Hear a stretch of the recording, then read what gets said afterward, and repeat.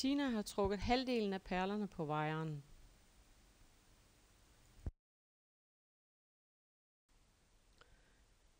På Swarovski-perlen sidder der en øsken, som fjernes. Dette gøres lettest med 2 fladtænger.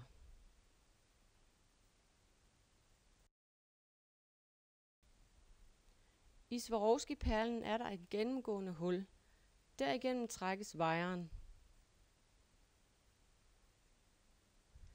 Nu trækkes resten af perlerne på wiren. Dette gøres lettest ved at klemme om 5 eller 7 perler. Træk dem derefter af plastiksnoren. Med lidt held får man alle 5 over på wiren på én gang.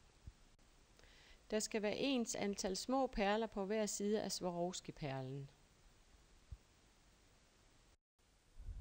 Derefter trækkes kædeafslutningen på wiren, og der klemmes på den smalle side af kædeafslutningen.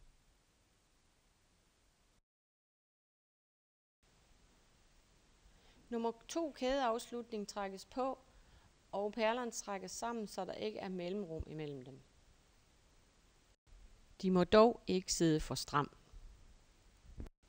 Nummer 2 kædeafslutning klemmes med rundtangen.